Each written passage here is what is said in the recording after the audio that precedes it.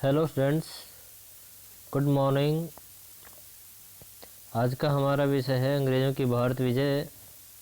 हमने last 2-3 session में अंग्रेज़ों की भारत विजय के संबंध में चर्चा की है। आज भी हम उसी कड़ी में आगे बढ़ते हुए आज अंग्रेज़ों की मराठों से संघर्ष के बारे में और मराठों पर अंग्रेज़ों के प्रभुत्व के बारे में आज हम निम्नलिखित बिंदुओं पर विचार करेंगे। उनमें सबसे पहले तो मराठों के बारे में और उसके बाद हम आंग्ल मराठा युद्ध के बारे में जो अंग्रेज़ों और मराठों के बीच 1775 से 1818 ईस्वी के बीच हुए, उन पर चर्चा करेंगे। सबसे पहले मराठा।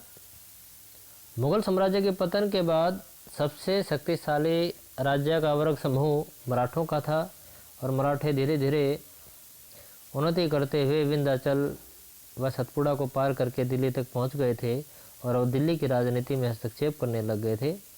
पानीपत में उनकी हार हुई थी, जिसका लाभ अंग्रेज़ों को मिला, लेकिन कुछ समय के बाद मराठों ने पेशवा माधवराव के अधीन अपनी स्थिति को संभाल लिया था। लेकिन 1772 में पेशवा माधवराव की मृत्यु के बाद मराठों में आपसी फूट पड़ गई, जिसके बाद अंग्रेज़ों को उनके आंतरिक मामलों में हस्तक्षेप करने का मौका मिल गया और इस तरह से अंग्रेज़ों और मराठों के बीच 3 युद्ध हुए और इनके बाद अंग्रेज़ों ने संपूर्ण मराठा क्षेत्र पर अधिकार कर लिया।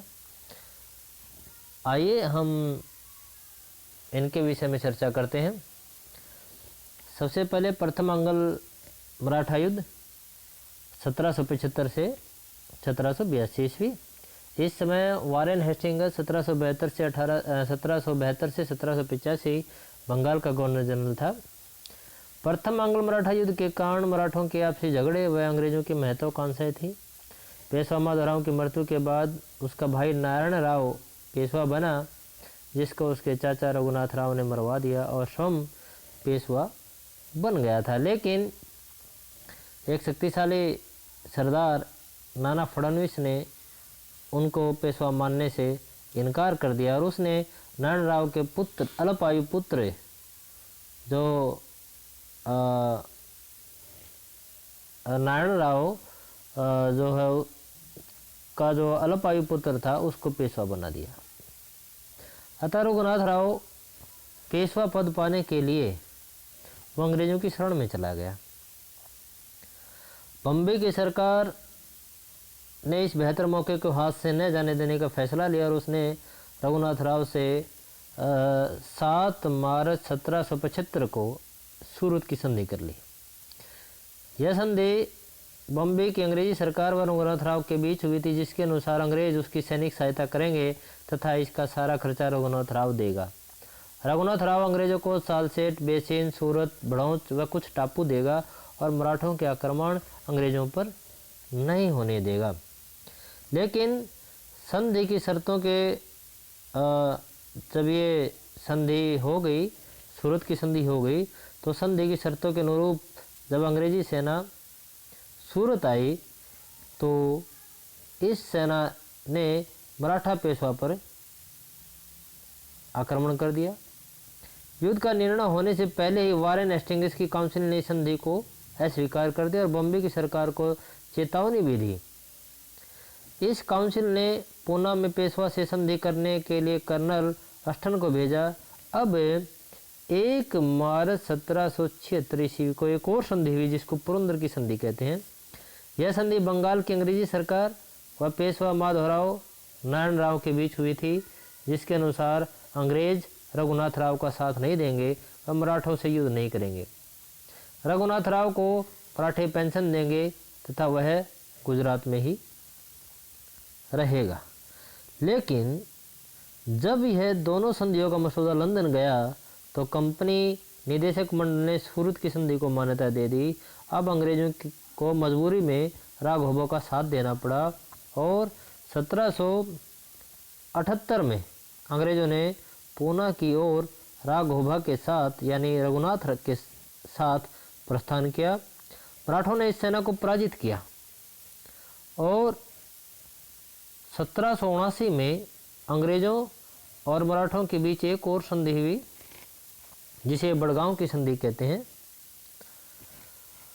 यह संधि अंग्रेजी सरकार व पेशवा माधव नारायण राव के बीच हुई थी। इस संधि के अनुसार यह निश्चित हुआ कि 1773 ईस्वी से बम्बई सरकार द्वारा जीती गई सारी भूमि लौटा दी जाएगी, बंगाल से पहुंचने वाली फौज हटा ली जाएगी तथा सिंधिया को भड़ोच के राजस्व का एक भाग भी मिलेगा, और यह उनको एक अपमानजनक समझौता करना पड़ा। परंतु हेस्टिंग्स ने इसे अस्वीकार कर दिया और युद्ध जारी रखने का फैसला लिया। अंग्रेजों ने फिर दोनों ओर से मराठों पर आक्रमण किया। 1780 ईस्वी में अंग्रेज सेना मध्य भारत में गायकवाड़ को हराकर अहमदनगर की ओर बढ़ी, तो उधर नाना फडणवीस ने भी उसको पराजित कर दिया।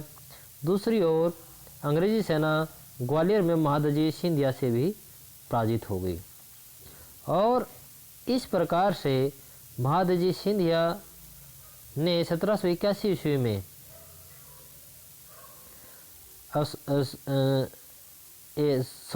कि यहाँ पर 1781 ईस्वी में जो है महादजी सिंधिया उसको जो है अंग्रेज़ों से हार का सामना करना पड़ा और इस प्रकार से महादजी सिंधिया ने अंग्रेज़ों व पेशवा के बीच संधि कराने में एक बहुत बड़ा योगदान दिया। एक अन्य संधि हमें इसी दौरान देखने को मिलती है, सालबाई की संधि 17 मई 1782 ईस्वी को। पेशवा अंग्रेजों के बीच इस संधि को करवाने में महादजी सिंधिया का हाथ था और इस संधि से प्रथम आंग्ल मराठा युद्ध समाप्त हो गया। अंग्रेजों ने नारायण राव के पुत्र माधवराव को पेशवा मान लिया तथा एक दूसरे के विजित प्रदेश लौटा दिए गए। रघुनाथ राव के लिए 3 लाख रुपए पेंशन निर्धारित कर दी गई। सालसेट पर अंग्रेजों का अधिकार हो गया। यमुना नदी के पश्चिम के क्षेत्र पर अंग्रेजों ने सिंधिया का प्रभाव मान लिया और इस प्रकार से सालबाई की संधि से आने वाले 20 सालों के लिए दोनों के बीच शांति स्थापित हो गई। इसके बाद द्वितीय आंग्ल मराठा युद्ध जो 1803 से 1806 के बीच लड़ा गया। इस समय लॉर्ड वेलेस्ली 1798 से 1805 और सर जॉर्ज बारलो 1805 से 1807 बंगाल के गवर्नर जनरल थे। इस युद्ध का मुख्य कारण अंग्रेजों की साम्राज्यवादी नीति थी, क्योंकि लॉर्ड वेलेस्ली साम्राज्यवाद का समर्थक था और वो चाहता था कि ज़्यादा से ज़्यादा भारतीय क्षेत्र को अंग्रेजी सरकार या कंपनी के अधीन लाया जाए। अंग्रेज यह मानते थे कि जब तक मराठों पर अपना प्रभाव नहीं बनाया जाएगा तब तक भारत में कंपनी का भविष्य उज्ज्वल नहीं कहा जा सकता। अतः लॉर्ड वेलेस्ली ने मराठों के सामने आते ही सहायक संधि का प्रस्ताव रखा, लेकिन जब मराठों ने उनका कोई सकारात्मक जवाब नहीं दिया तो उसने कार्रवाई करने का फैसला लिया और मराठा संघ पर कंपनी के प्रभाव को आगे बढ़ाने का काम किया। उस समय मराठा संघ में अलग अलग इकाइयाँ होती थी, जैसे पूना में पेशवा बैठते थे, बड़ौदा में गायकवाड़, ग्वालियर में सिंधिया, इंदौर में होलकर और नागपुर में भोंसले। ये 5 भागों में एक बटे हुए थे और इनका एक नाम मात्र का मुखिया जो है वो जो है पेशवा होता था। अन्य मामलों में ये एक तरह से स्वतंत्र रूप से ही कार्य करते थे। अभी इसमें लॉर्ड वेलेस्ली ने मराठा संघ को कमज़ोर करने का अब उन्होंने प्रयास करना आरंभ कर दिया। जैसे ही पूना का पेशवा जैसे मराठों का मुखिया होता था, नाना फडणवीस की मृत्यु के बाद सर्वप्रथम होलकर ने पेशवा को चुनौती दी। ग्वालियर का सिंधिया और इंदौर का होलकर ये पेशवा के साथ थे। पेशवा जो है ज़्यादातर सिंधिया के प्रभाव में था। होलकर ने पेशवा और सिंधिया की सेना को 1802 में हराकर पूना पे कब्जा कर लिया था। और इस समय पेशवा ने भाग करके बेसिन में अंग्रेजों के पास शरण ली। अंग्रेज पहले से ही इस बात से दुखी थे कि उन्होंने सहायक संधि स्वीकार नहीं की थी। अब अवसर हाथ में आते ही उन्होंने पेशवा के साथ एक संधि की, और वो संधि जानी जाती है बेसिन की संधि के नाम से। 31 दिसंबर 1802 ईस्वी को यह संधि अंग्रेजों और पेशवा बाजीराव द्वितीय के बीच हुई थी, जिसके अनुसार पेशवा ने अंग्रेजी संरक्षण स्वीकार कर लिया व 6000 की सेना पूना में रखना स्वीकार किया। पेशवा ने गुजरात, ताप्ती व नर्मदा के बीच के प्रदेश व अन्य प्रदेश जिनकी आय 26 लाख रुपए थी कंपनी को दे दिए। पेशवा ने सूरत नगर कंपनी को दे दिया। पेशवा ने निजाम से चौथ प्राप्त करने का अधिकार छीन लिया। वह गायकवाड़ के विरुद्ध युद्ध न करने का वचन दिया। पेशवा ने अपने विदेशी मामले कंपनी के अधीन कर दिए। इस तरह से अंग्रेजों ने बेसिन की संधि से मात्र पेशवा को ही नहीं बल्कि सभी मराठों को अपने प्रभाव में ले लिया, क्योंकि पेशवा जो है मराठों का सैद्धांतिक मुखिया होता था। और इस तरह से जिस समय बेसिन की संधि चल रही थी, हो रही थी, तो उसी समय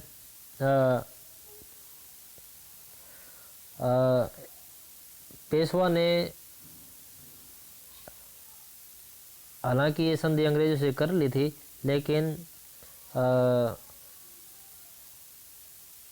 उन जो अन्य सरदार थे, जो मराठा सरदार अन्य थे, जैसे या होलकर है या गायकवाड़ है या सिंधिया है, उन्होंने इस संधि को मानने से इनकार कर दिया था। और दूसरी ओर पेशवा अपने मराठा सरदारों को ये समझाने में नाकाम रहा कि उसने ये संधि जो है मजबूरी में अंग्रेजों से की थी। वह वास्तव में मराठा शक्ति को संगठित करना चाहता था, लेकिन अब जब उन्होंने अंग्रेज से बेसिन की संधि की तो मराठों ने उस पर विश्वास नहीं किया और वेलेजली इसी का लाभ उठाना चाहता था। जिस समय बेसिन की संधि हुई तो सिंधिया और भोंसले नर्मदा नदी के दक्षिण में किसी बैठक के लिए गए हुए थे और वेलेजली ने उन्हें ग्वालियर व नागपुर वापस लौटने के लिए कहा। और इस तरह से वेलेजली ने इन दोनों को पराजित करके, यानी सिंधिया व भोसले को पराजित करके इन दोनों के साथ अलग अलग संधियां की थी। जैसे सबसे पहले आती है देवगांव की संधि, जो 17 दिसंबर 1803 को हुई थी। यह संधि अंग्रेजों व भोसले के बीच हुई थी, जिसके अनुसार भोसले ने सहायक संधि स्वीकार कर ली और उसने सहायक सेना रखने के बदले बालासोर सहित कटक का प्रांत व वर्धा नदी के पश्चिम का सारा प्रदेश अंग्रेजों को दे दिया। वह किसी अन्य यूरोपियन शक्ति से भी संबंध न बनाने का उसने वचन दिया था। इसके बाद सरजी अर्जन गांव की संधि आती है, जो 30 दिसंबर 1803 को अंग्रेजों ने सिंधिया के साथ की थी, जिसके अनुसार सिंधिया ने अंग्रेजों को गंगा व यमुना के बीच का सारा राज्य तथा जयपुर, जोधपुर व गोहद के राजपूत राज्यों के उत्तर के अपने किले और राज्य दे दिए। उसने अहमदनगर, भड़ोच व अजिठा की पहाड़ियों के पश्चिम का राज्य अंग्रेजों को दे दिया।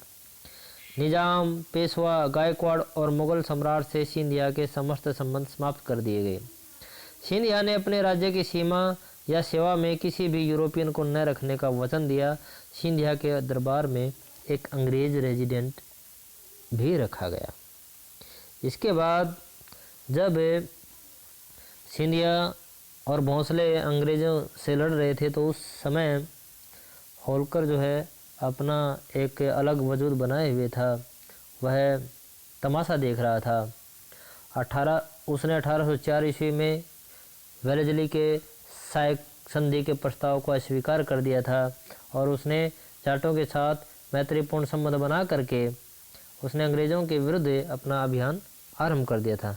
लेकिन अंग्रेज़ों ने उसको जब उनके साथ होलकर के साथ उनका संघर्ष चल रहा था तो उसी समय वेलेजली की नीतियों से दुखी होकर के कंपनी के संचालक मंडल ने उसे वापस बुला लिया था। और जब कंपनी का जब अस्थायी गवर्नर जनरल जॉर्ज बार्लो आया तो उसने आते ही एक संधि की थी 1805 में, जिसे राजपुर घाट की संधि कहा जाता है।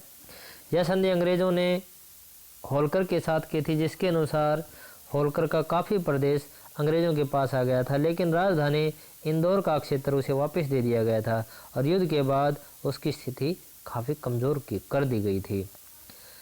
कहने का मतलब यह है कि द्वितीय अंग्ल मराठा युद्ध के अगर परिणामों की चर्चा करें तो उन्होंने यानी अंग्रेज़ों ने संपूर्ण मराठा संघ को तोड़ दिया था। अब उनको ये लगने लग गया था कि वास्तव में हम संपूर्ण भारत के जो है मराठों को हराने के बाद कि संपूर्ण भारत उनके अधिकार में आ सकता है। अंग्रेज़ों ने मराठा शक्ति का विनाश करने के लिए, संपूर्ण विनाश करने के लिए उनके साथ एक और संघर्ष किया, जिसे हम तृतीय अंग्ल मराठा युद्ध कहते हैं। यह 1817 से 1818 के बीच लड़ा गया। इस युद्ध का आरंभ लॉर्ड हेस्टिंग्स, जो 1818 से 1823 लंबे समय तक भारत का गवर्नर जनरल था, जो बंगाल का गवर्नर जनरल था 1818 से 1823, उसके आने से प्रारंभ हुआ था। उसने भारत में अंग्रेज़ों की सर्वश्रेष्ठता स्थापित करने का प्रयास किया। हेस्टिंग्स ने पिंडारियों के विरुद्ध अभियान से, यानी हेस्टिंग्स ने क्या किया था कि भारत में अपनी कंपनी का सर्वोच्चता स्थापित करने के लिए उन्होंने पिंडारियों का दमन करना पड़ा था। और जब लॉर्ड हेस्टिंग्स जब पिंडारियों का दमन कर रहा था तो इससे मराठों के प्रभुत्व को चुनौती मिली, जिसे दोनों के बीच युद्ध होना एक तरह से लाजमी बन गया। एक तरह से उन दोनों के बीच युद्ध की जो है रूपरेखा बन गई थी। और इसके साथ साथ ही मराठों के पांचों समूह भी आपस में मतभेद रखते थे और वो अंग्रेज़ों से मतभेद रखते हुए भी अंग्रेज़ों को शंका की दृष्टि से देते थे और अंग्रेज़ भी उनको इस दृष्टि से देखते थे। पेशवा ने अंग्रेज़ों के विरुद्ध नेतृत्व में भोंसले, सिंधिया, होलकर से सहयोग मांगा था, लेकिन गायकवाड़ से सहयोग नहीं मांगा। गायकवाड़ और पेशवा के संबंधों में अहमदाबाद पर कब्जे को लेकर उनका मतभेद चल रहा था और इसका लाभ अंग्रेज़ों ने उठाया और उन्होंने मराठों की शक्ति को कुचलने का भी अभियान शुरू किया। ठीक है, सबसे पहले पेशवा के साथ उनका किस प्रकार का जो है उनको दबाने के लिए उन्होंने क्या किया। हालांकि पेशवा विभिन्न मराठा गुटों में एकता स्थापित करने का प्रयास कर रहा था और उसने गायकवाड़ को बीच में नहीं लिया। गायकवाड़ ने अपना एक दूत गंगाधर शास्त्री वो पूना भेजा, जहां पर उसकी मृत्यु हो गई और गायकवाड़ के पास रह रहे अंग्रेज रेजिडेंट ने यह आरोप लगाया कि पेशवा ने दूत का वध करवा दिया है। इसे पेशवा के सलाहकारों व सहयोगी, जो पेशवा का सलाहकार व सहयोगी था, त्र्यंबक जी की भूमिका थी इसको मरवाने में। गायकवाड़ के माध्यम से अंग्रेजों ने पेशवा पर दबाव डाला कि वह त्र्यंबक जी को अंग्रेजों को सौंप दे। पेशवा ने दबाव में ऐसा कर दिया, परंतु त्र्यंबक जेल से भागने में सफल रहा। अंग्रेजों ने उसे फिर पेशवा की मिली भगत बताया कि पेशवा ने जो त्र्यंबक जी को जो है जेल से रिहा करवा लिया है। अंग्रेजों ने गायकवाड़ व पिंडारियों की मदद से सैनिक कार्रवाई करने की योजना बनाई। पेशवा पहले से ही बेसिन की संधि से दुखी था, वह अंग्रेज़ों के चंगुल से मुक्त होना चाहता था, इसलिए उसने पूना में अंग्रेज रेजिडेंट जो अंग्रेज रेजिडेंट था वहाँ का पूना में जो रह रहा था, उसने 13 जून 1817 को पेशवा को एक अन्य संधि करने के लिए मजबूर कर दिया, जिसे पूना की संधि कहा जाता है। यह संधि पेशवा बाजीराव द्वितीय अंग्रेजों के बीच हुई थी, जिसके अनुसार उसे मराठा संघ की प्रधानता छोड़नी पड़ी और गायकवाड़ पर अपने दावों को 4 लाख रुपए में बदलना पड़ा। वह उसे आगे मांग न करने की प्रतिज्ञा भी करनी पड़ी। इसे अंग्रेजों को कोंकण व कुछ महत्वपूर्ण किले देने पड़े, जिसे पेशवा और अंग्रेज़ों के बीच और ज़्यादा मतभेद उभर कर सामने आए। इसके बाद पेशवा ने इस अपमानजनक संधि को तोड़ने और अंग्रेज़ों के खिलाफ बगावत करने का फैसला लिया। एल्फिस्टन नामक अंग्रेज रेजिडेंट ने पेशवा की गतिविधियों को देखकर अपना कार्यालय पूना से किर्की बदल लिया और नवंबर 1817 को पेशवा ने किर्की पर आक्रमण कर उसे नष्ट कर दिया और रेजिडेंट जो है मुश्किल से जान बचाकर भागा। अंग्रेजी सेना ने पेशवा पर आक्रमण कर किर्की से उसे पीछे हटने के लिए मजबूर किया और दूसरी ओर स्मिथ के नेतृत्व में लड़ रही अंग्रेजी सेना ने पूना पर कब्जा कर लिया था। जनवरी फरवरी 1818 में युद्ध में पेशवा जो है कोरेगांव के युद्ध में बुरी तरह से हारा और उसके बाद जून तक संघर्ष चलता रहा। उसने अंत में अंग्रेज़ों के सामने आत्मसमर्पण कर दिया था। और ये कहें कि हेस्टिंग्स ने पेशवा का पद समाप्त कर उसे 8 लाख रुपए वार्षिक पेंशन निर्धारित कर दी थी और उसे कानपुर के निकट बिठूर नामक स्थान पर रहने के लिए कहा गया था। इस तरह से पेशवा बाजीराव द्वितीय पूना में रहने वाला अंतिम पेशवा था और वह 1851 तक पेंशन लेता रहा। और उसके बाद आप सुनते हैं कि उसका दत्तक पुत्र नाना साहब भी पेशवा के रूप में पेंशन लेता रहा और फिर अंग्रेज़ों ने इस पेंशन को समाप्त कर दिया था। इसके बाद भोसले और होलकर से भी अंग्रेज़ों का युद्ध हुआ था और भोसले को भी और सिंधिया को भी जो है अंग्रेज़ों से हार का सामना करना पड़ा था और जो इंदौर के होलकर थे इनको भी अंग्रेज़ों से हार का सामना करना पड़ा। सबसे पहले एक संधि ग्वालियर की संधि होती है 5 नवंबर 1817 को। यह संधि दौलतराव सिंधिया अंग्रेज़ों के बीच हुई थी जिसके अनुसार उसने पिंडारियों को दबाने में सहयोग करने की प्रतिज्ञा की थी और कंपनी को चंबल पार के राज्यों से संबंध बनाने की भी स्वतंत्रता दे दी थी। उसके बाद अगर आप होलकर के साथ देखें तो होलकर के साथ अंग्रेज़ों ने एक अन्य संधि की थी जिसे मंदसौर की संधि कहते हैं 6 जनवरी 1818 को, जिसके अनुसार होलकर ने राजपूत राज्यों पर से अपने सारे दावे छोड़ दिए, नर्मदा के दक्षिण के सभी जिले अंग्रेज़ों को दे दिए और सहायक सेना रखना भी स्वीकार कर लिया और अन्य किसी यूरोपियन शक्ति से संबंध न बनाने का वचन भी अंग्रेज़ों को दिया और अपने सारे वैदेशिक संबंध भी अंग्रेज़ों को सौंप दिए थे। इसी तरह से हम देखेंगे कि होलकर, सिंधिया, भोंसले इन सभी के साथ अंग्रेज़ों ने इनको सभी को हरा करके इनके साथ अंग्रेज़ों ने सहायक संधि की थी और इनको हरा करके इनके अधिकतर क्षेत्र पर अंग्रेज़ों ने अधिकार कर लिया था और इससे मराठा संघ को छिन्न भिन्न कर दिया था। इस प्रकार अंग्रेज़ों ने मराठों पर अपना नियंत्रण बना लिया। वह अंतिम पेशवा बाजीराव द्वितीय को 8 लाख रुपए वार्षिक पेंशन देकर कानपुर के पास बिठूर में रहने की अनुमति दे दी थी। हमारा कहने का मतलब ये है कि 1818 ईस्वी तक